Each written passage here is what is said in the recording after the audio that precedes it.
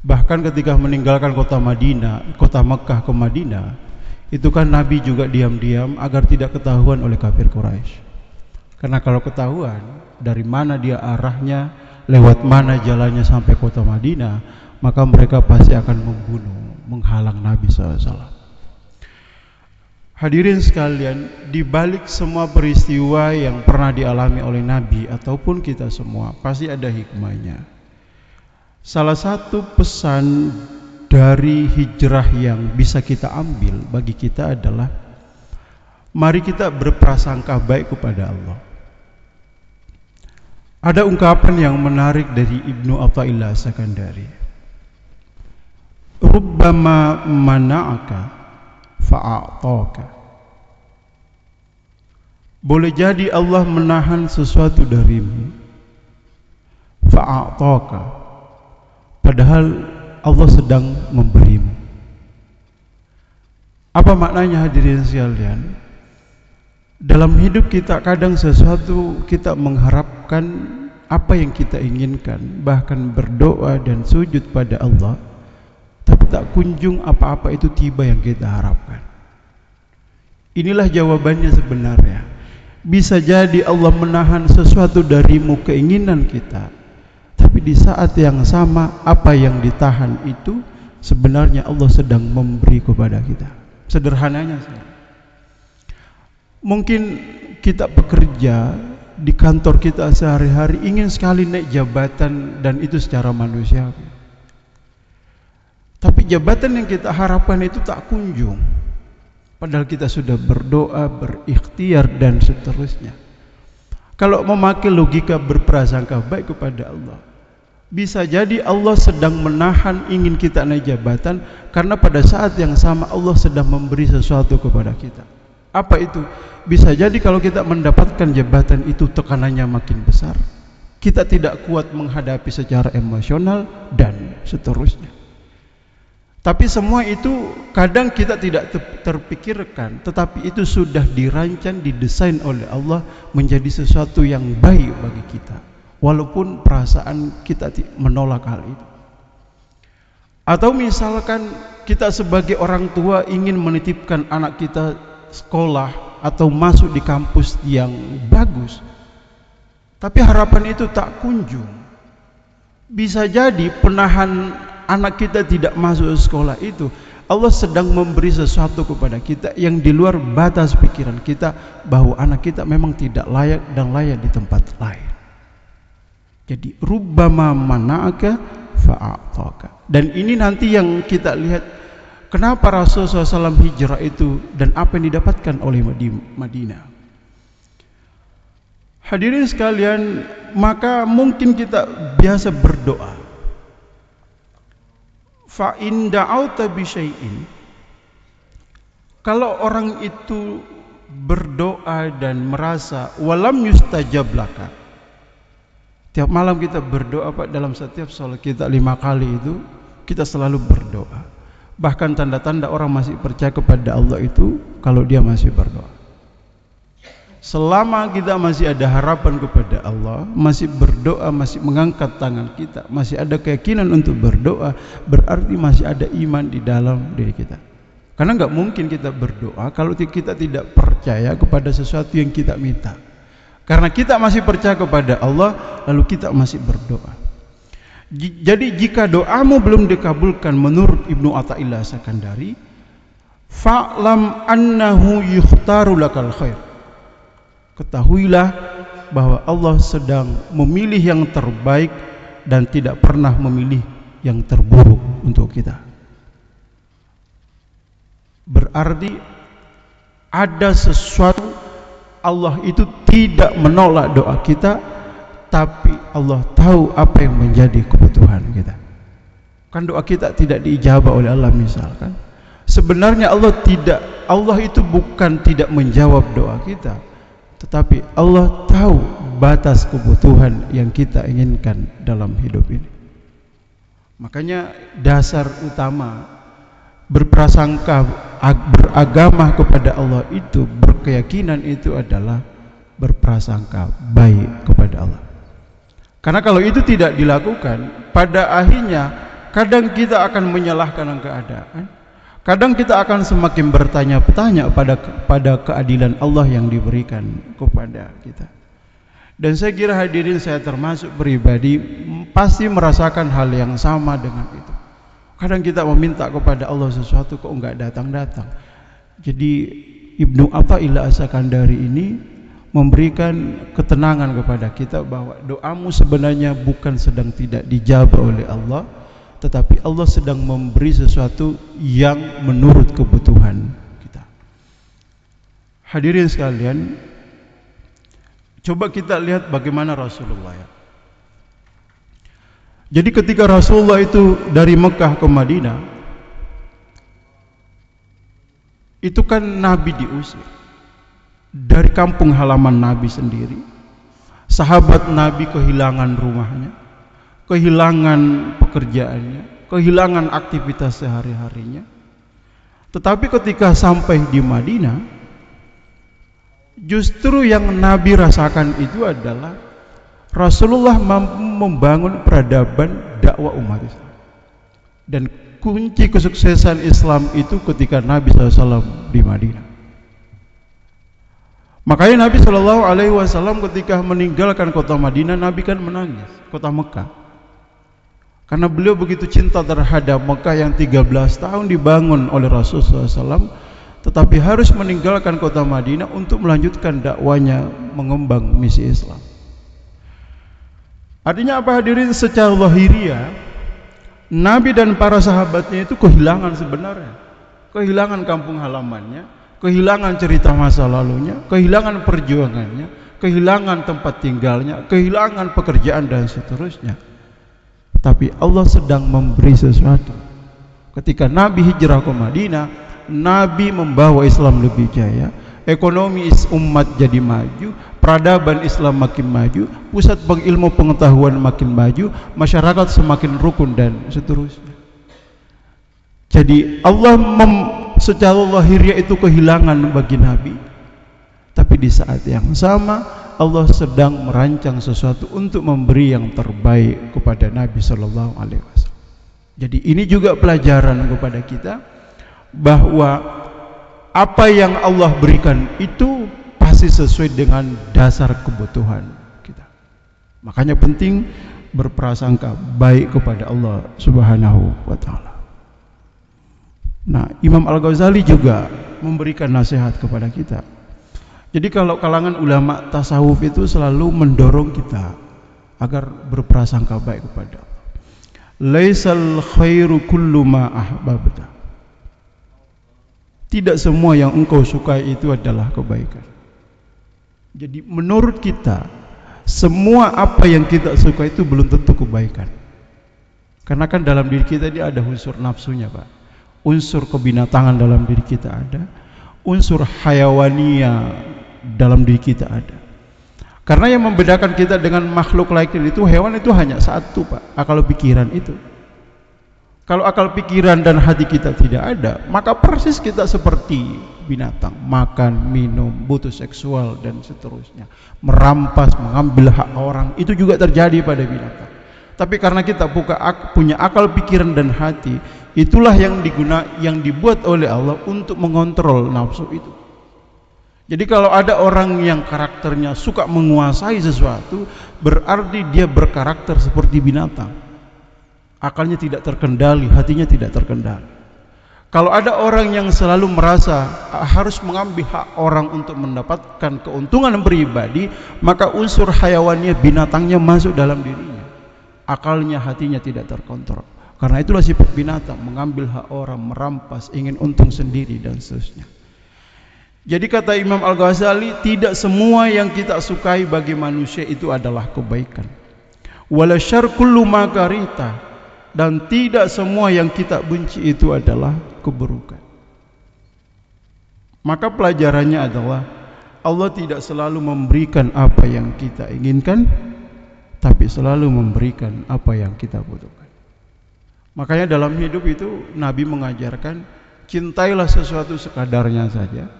Karena bisa jadi proses waktu apa yang paling kita cintai kita jadi benci, dan bencilah sesuatu, tidak senangilah sesuatu itu sekadarnya saja, karena siklus kehidupan bisa jadi apa yang kemarin kita paling benci dalam hidup ternyata itu yang paling kita butuhkan dan kita anggap baik.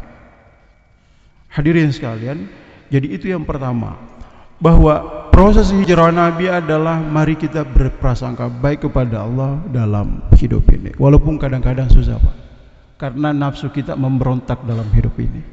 Kenapa saya nggak seperti ini? Tetapi ketika berprasangka baik, itu kita dihibur hidup kita.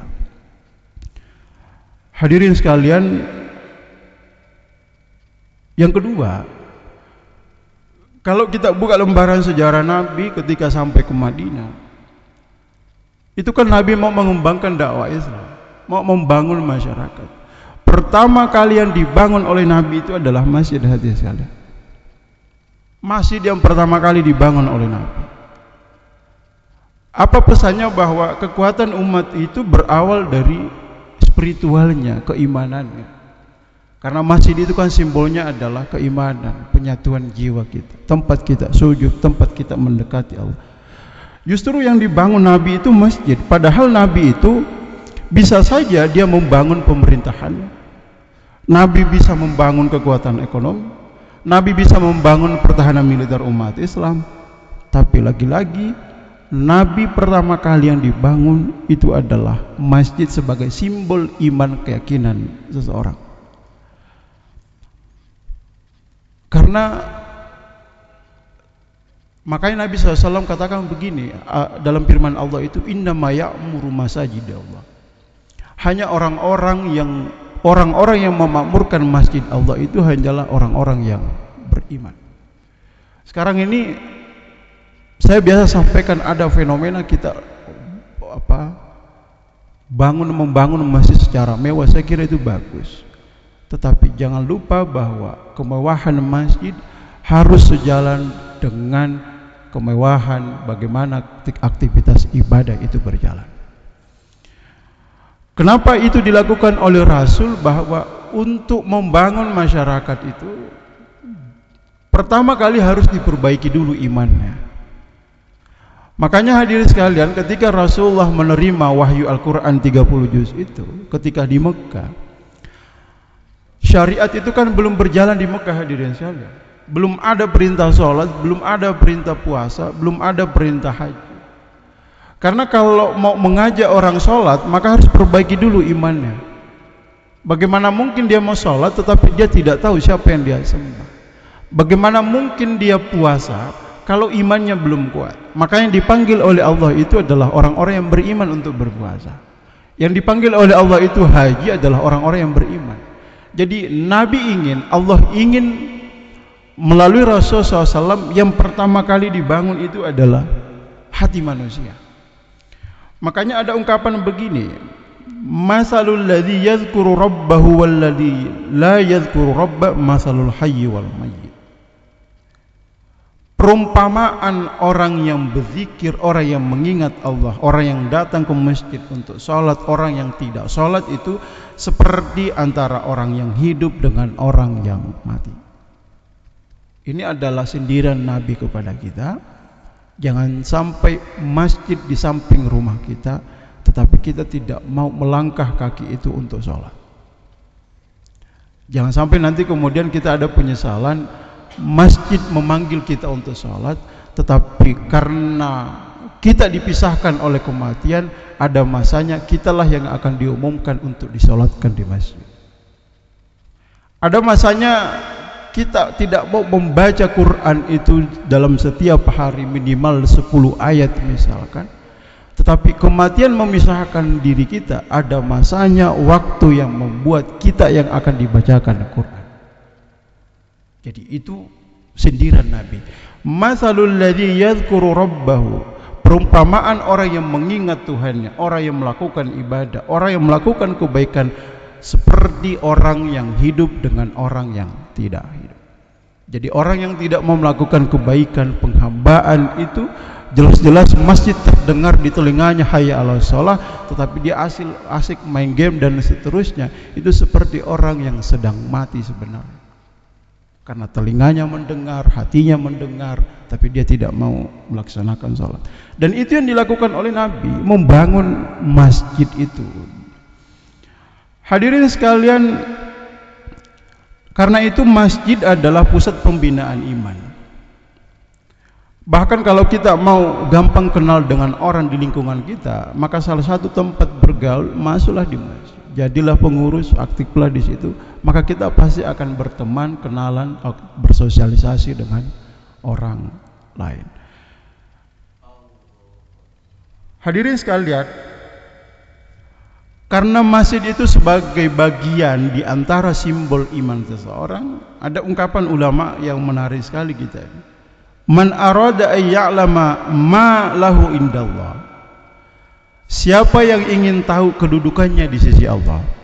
Kalau kita ingin mengukur kadar bagaimana kedudukan kita di hadapan Allah saat ini, sehari-hari kita, falyanzur ma lillahi indah. Lihatlah kedudukan Allah dalam hati kita. Jadi kalau kita mau mengukur kedudukan kita di sisi Allah, lihatlah kedudukan Allah dalam hati kita. Apa yang kita lakukan sehari-hari. Kalau hati kita sehari-hari dekat pada kebaikan, maka disitulah kadar posisi kita di hadapan Allah. Tapi kalau sehari-hari kita lebih dekat dengan kejahatan, keburukan, kemaksiatan, berarti jarak kita dengan Allah itu semakin jauh. Makanya Allah itu selalu mendorong akal pikiran kita, hati kita, bahwa fastabiqul khairat, berlomba-lombalah dalam kebaikan. Jadi semakin kita melakukan kebaikan, semakin kita dekat kedudukan kita di hadapan Allah Subhanahu. Siapa yang ingin tahu kedudukannya si Allah, maka lihatlah kedudukan Allah dalam hati kita. Apa yang kita lakukan sehari-hari. Hadirin sekalian, itu yang pertama. Yang kedua, setelah Rasulullah membangun masjid, jadi kalau yang pertama yang ingin diubah Rasulullah itu diperbaiki adalah iman kita, hati kita. Yang kedua, ketika Rasulullah membangun masjid, Nabi mulai pelan-pelan membangun majlis taklim, pengajian. Kalau orang sekarang kan majelis taklim dan seterusnya. Ini menandakan setelah Nabi memperbaiki iman seseorang, Nabi ingin mengubah mindset pola pikir umat Islam saat itu. Yang dari menyembah berhala kemudian menyembah Allah, dari tidak percaya kepada Nabi percaya kepada Nabi, dari tidak melakukan ibadah, dari mabuk-mabuk kemudian tidak dugem, dari melakukan perzinahan diubah menjadi melakukan pernikahan dan menahan hubungan seksual yang dilarang, dan seterusnya. Jadi lembaga majelis yang dibangun oleh Rasulullah di Madinah itu untuk memperbaiki akal sehat manusia. Karena dua potensi besar yang Allah berikan kepada manusia, hati dan akal manusia. Afdalul ilmi ilmul hal. Ilmu yang terbaik adalah ilmu yang membimbing pada kehidupan kita. Kenapa Allah itu membuat ilmu pengetahuan, ilmu agama pada kita? Saya berkali-kali sampaikan bahwa tujuan Rasulullah itu untuk membawa syariat, agama, ajaran agama, hanya satu tujuannya, untuk memastikan kebahagiaan manusia itu sendiri. Dan kalau mau manusia bahagia melalui ajaran agama, maka manusia harus menggunakan hatinya, manusia mesti menggunakan akal pikirannya. Kalau kita lihat sejarah Nabi, Pak, pertama kali wahyu Al-Quran diterima oleh Nabi selama 23 tahun, itu kan perintah membaca. Perintah membaca yang diterima. Apa artinya? Bahwa umat Islam itu dilarang menjadi orang bodoh. Umat Islam itu harus menggunakan akal pikirannya.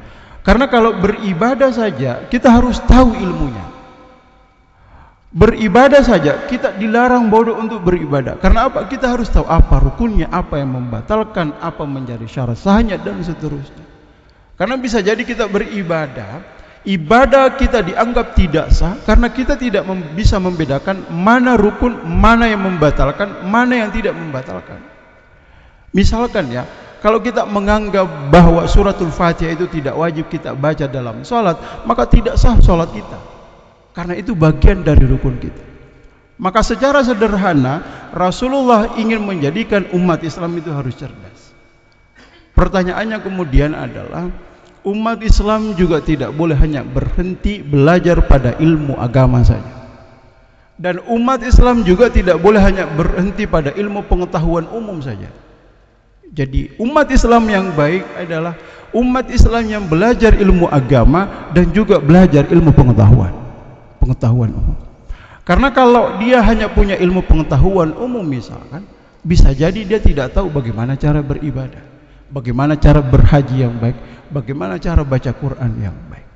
Pada akhirnya Nabi SAW, agama kita mengajarkan bahwa ilmu pengetahuan umum itu mengarahkan hidup kita. Makanya Allah katakan itu orang yang berilmu pasti akan diangkat derajatnya oleh Allah. Bapak Ibu hadirin sekalian, tidak mungkin kerja di sini kalau tidak punya ilmu pengetahuan. Dan itu yang dalam tanda petik menentukan nasib seseorang. Tetapi ilmu agama itu mengarahkan agar hidup kita lebih bijak dan bisa berdamai dengan kehidupan. Jadi ilmu pengetahuan umum itu mengarahkan arah hidup kita, dan ilmu agama membawa kita menjadi orang yang bijak, orang yang berakhlak dan bermoral.